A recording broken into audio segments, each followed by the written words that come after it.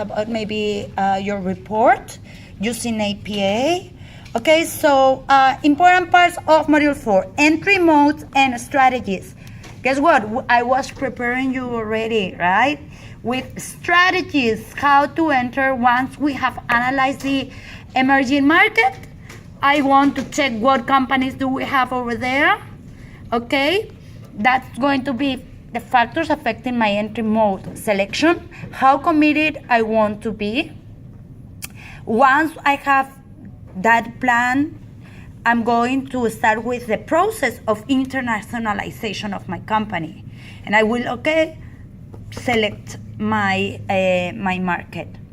First of all, market selection opportunities, local engagement. This section, guys, is already related to Module 2, right? What are the characteristics, advantages and disadvantages of that emerging market? What are my opportunities? We can do a SWOT analysis as well, my own firm and external factors, okay? I could get that as a factor, actually. Negotiation process, once I have it there, take into account what type of negotiation we have, especially when doing business internationally, globally.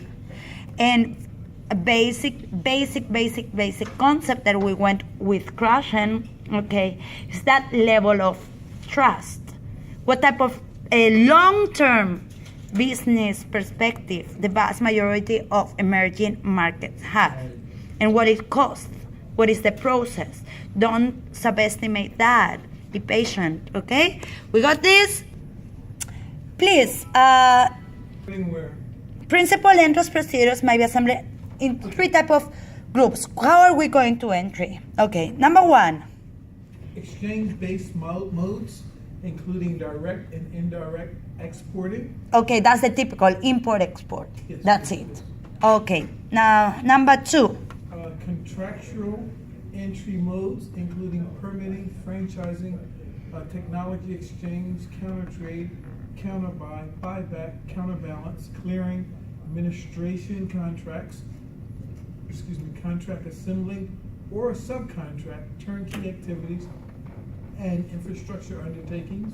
Basically, when you have a contractual entry mode, you are developing like a contract, okay? Your commitment is not just I'm going to buy and sell, import, export, all right? It's like a contract. It can be different type of modes, like administrative or even exchanging technology. Okay, that's one part of contractual entry mode. The last one, financing entrance modes, please.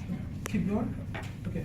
Financing entrance modes, including promoting subsidiaries, which incorporate organization, claim deals, administration, and appropriation systems, joint agreements, and foreign immediate ventures, which incorporate mergers, acquisitions, and holding organizations.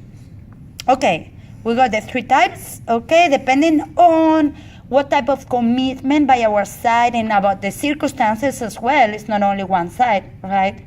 We will enter one way or another. So,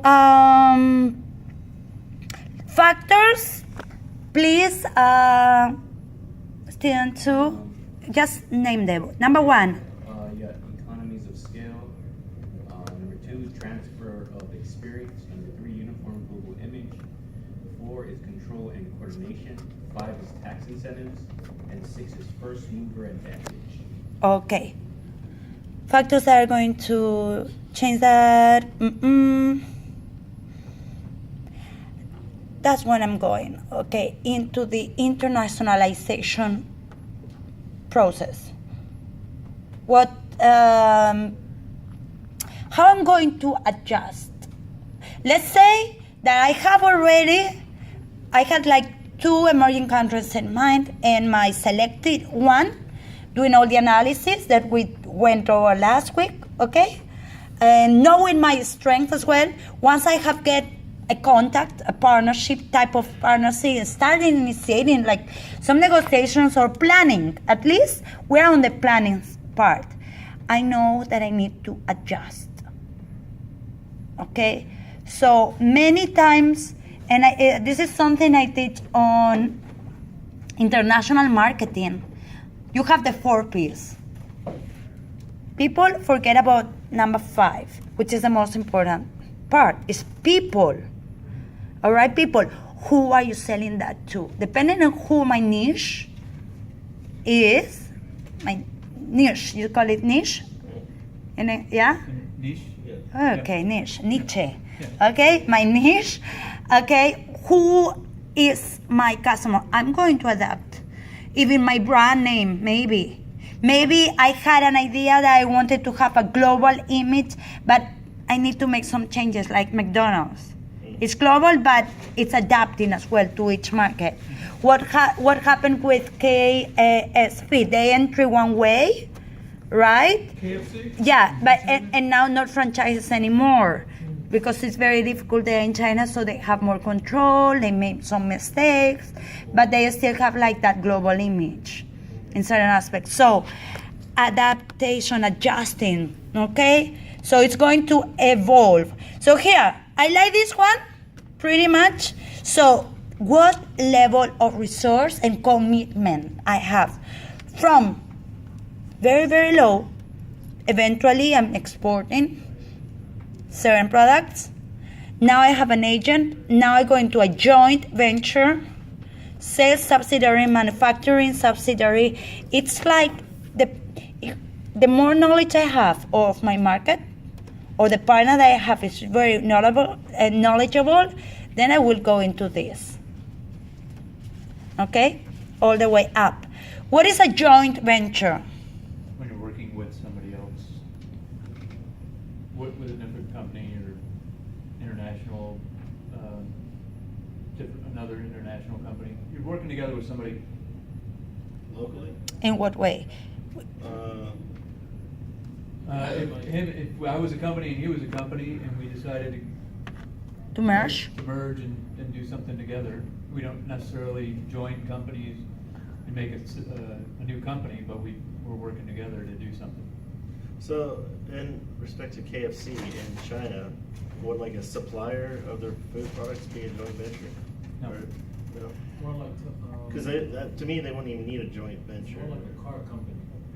So you got different parts from different companies that makes different parts, and then you got the one mother that actually puts all these parts together. Yeah. So you got your joint venture where you got one company, Bridgestone, that did your tires. You got the other Japanese one thing think about right now for Nissan that makes that particular part. You got a whole new deal for one particular part. And when you put it all together, you got a whole car.